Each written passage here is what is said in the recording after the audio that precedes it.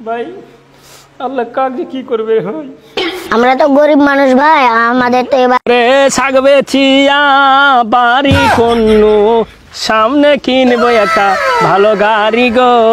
শাক বেচিয়া হনু বড় লোক। ভাই কি করছো? শোকত ভাই, শাকের যে দাম এবার বেচে টেচে বাড়ি করছি। সবুর ভাই বুড়ির তো বিয়ে লাগছে, 50,000 টাকা চাচ্ছি। তোমার বেটি বুড়ির বিয়ে হয়েছে, আমি তো 50,000 টাকা এবার গাড়ি করনু, সামনে বাড়ি কেনার জন্য টাকা আমি ব্যাংকে রেখেছি, ওই টাকা তোমাকে আমি দিব। সবুর ভাই তুমি ব্যাংকে টাকা রাখলে আমার টাকার সময় টাকা দিতে পারলে না গো। ব্যাংকে রেখেছি, প্রতি মাসে সুদ পাবো, আর তোকে দিলে তো তুই কখন দিবি না দিবি, গরিব মানুষ, যা থাক তুই। ঠিক আছে, তুই আমাকে টাকা দিলি না তো আল্লাহ চাইলে দুনিয়ার ফল দুনিয়াতেই দেখা দিবি। মসজিদে টিনের যা অবস্থা, সভাপতিকে এখনই যাই কইতে হবে। সব মসজিদের উন্নতি হয়েছে, আমাদেরকে হবে না? আমাদের মসজিদের উন্নতি হবে, এবার সভাপতিতে আমি যাই কহবো। আসসালামু আলাইকুম সভাপতি সাহেব। ওয়ালাইকুম সালাম। ভালো আছেন না? আলহামদুলিল্লাহ ভালো আছি। তো মসজিদের যা অবস্থা, উন্নয়ন করতে হবে, তো কি করা দরকার একটু পরামর্শ দেন। তো আমাদের গ্রামে তো অনেক বড় লোক মানুষ আছে, চলে নদীর কাছে যাই চাঁদা তুলি। ঠিক আছে আলহামদুলিল্লাহ, আমিও 10,000 টাকা দেবো, চলেন তাহলে আপনার এই গ্রামে। ভাইরা আমার, মসজিদের অবস্থা তো খুব খারাপ, ওই জন্য কিছু কালেকশন করতে হবে, তাহলে সবাই চলুন আমাদের সঙ্গে কালেকশনে। আসিফ বাবু, আমরাও দিমা মসজিদ কিছু, তোমরা চাঁদা উঠাও। তাহলে চলেন সবাই। আসসালামু আলাইকুম, রেজওয়ান ভাই বাড়িতে আছেন? ওয়ালাইকুম সালাম। ইমাম সাহেব নাকি? বসেন বসেন। না না না রেজওয়ান ভাই, আমরা বসার জন্য আসিনি, একটি কাজের জন্য আসছি। আমাদের মসজিদের কি অবস্থা তুমি তো বোধহয় সবই জানো।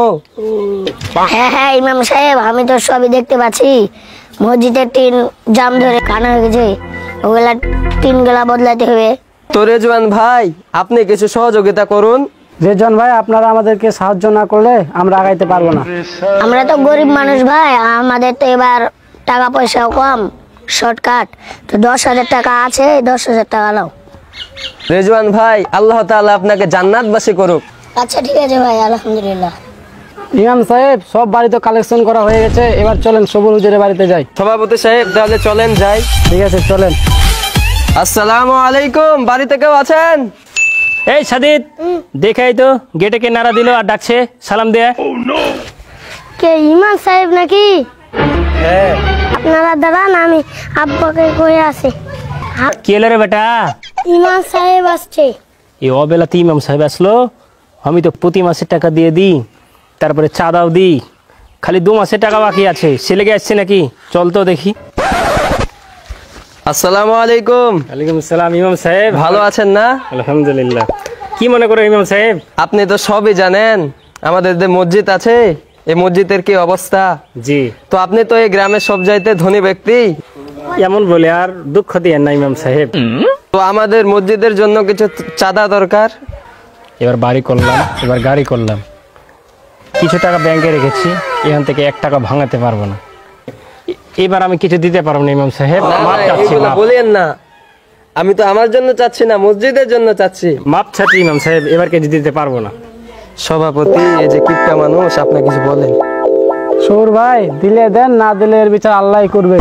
এবার কিছু দিতে পারবো না ভাই, বাড়ি গাড়ি আমি নিজে কষ্ট করে করেছি, তাই দিতে পারবো না ভাই।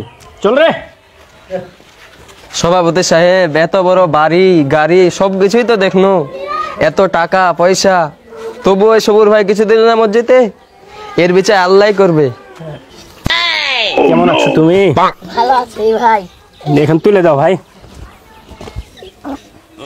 বিসমিল্লাহির। কে সবুর ভাই নাকি? হ্যাঁ, কেমন আছো? আলহামদুলিল্লাহ। সবুর ভাই তোমার মাথায় কেনে মাটি চকির কেনে? শুনবে তাহলে দুঃখের কাহিনী রে ভাই। কহ। নাইম ভাই, আমার এক সময় বাড়ি ছিল, গাড়ি ছিল, সবই ছিল। বড়লোক বলে ছেলেটাকে ইউনিভার্সিটি দিয়েছিল। ছেলেটা তো লেখাপড়া করলে মদ আর গাজারের সাথে ধরে মদ খেলিলে, বন্যার সময়তে আমার বাড়ি গাড়ি সব ভাইসে নিয়ে একদম শেষ। এখন আমি ফকির, এখন আমি পথের ফকির রে ভাই। কাইনি না কাইনি না। আমার গ্রামে একটা ধনী লোক আছে, তার নাম হচ্ছে শকত। কি করবো এখন? শকত আছে তাহলে? শওকতের কাছে তোমার যা কিছু হয়েছে সব দুঃখ শওকতের কাছে প্রকাশ করবে, তাহলে কিছু যদি সাহায্য করে। ঠিক আছে ভাই নাইম ভাই, অনেক উপকার হলো ভাই। এই দুঃসময়ে ভাই তুই ভালো একটা পথ দেখালি রে ভাই। তো ভাই আমি ওর কাছে এখনই যাব ভাই। ঠিক আছে রেজন ভাই, ভাই আমরা তো নদী ভাঙার লোক, তুই জানিস। আমরা এই গ্রামের একটা ধনী ব্যক্তির সন্ধান পেয়েছি, ওর কাছে কিছু সাহায্য চাইলেও ওই মেলা ভেবে দিবে, একবার দিলে 1 বছর বসে খাইতে পারবো। চল ভাই ওর বাড়িতে চল। শওকত ভাই বাড়িতে আছো? বস রে ভাই, এটা বস। কি হয়েছে, কাকে ডাকছো? ভাই আমরা নদী ভাঙার লোক ভাই, দূর থেকে এসেছি। শুননু শওকত ভাই নাকি অনেক দানশীল ভাই, কিছু যদি আমাকে দেয় তাহলে আমরা উপকার হই। দু ভাই আসছি আমরা। একটু ওয়েট করেন, বাইরে এত গ্যাঞ্জাম কিসের? মালিক আপনাকে ডাকছে। কিরে শওকত ভাই তুই এখানে? শওকত ভাই তুই এই বাড়িতে কাজ করিস নাকি রে? না, এটা আমার বাড়ি। তোর বাড়ি? আমি আব্দুল শুভর, চিনিস? চিনতে পারছিস আমাদের শওকত এই যে বাড়িতে কোনো কাজ করছে নাকি? ওই ভালো করে পুছি। কর কর। আচ্ছা ভিতরে আসেন, ভিতরে আসেন। আয় ভাই এখানে বস। ভাই কি করে তুই এত বড় বাড়ি গাড়ি করলি রে? ভাই আর বড় বেটি লাগে, যেদিন তোর কাছে টাকা চাইতে গেছিল, তুই যেদিন দিসনি সেদিন আমি শপথ করেছিল যে অন্য গ্রামে গিয়ে আমি অনেক বড় লোক হবো। এখন আমি অনেক বড় বড় কোম্পানির মালিক, এখন আমার আন্ডারে 50টা মানুষ কাজ করে। ঠিক আছে, আমি তোকে অনেক বড় কাজ দেবো। শওকত ভাই ভুল হয়েছে, আমার মাফ করে দিস রে ভাই। আসলে মানুষের টাকা পয়সা ধন দৌলত চিরস্থায়ী লয় রে ভাই। আমার বাড়ি গাড়ি যত ছিল সব বন্যায় ভাইসে গেছে রে ভাই। এখন আমি ফকির রে ভাই। ভাই আল্লাহ কাক যে কী করবে রে ভাই, তোকে আমি অনেক দুঃখ দিয়েছি রে ভাই। ভাই কাঁদিস না, কাঁদিস না।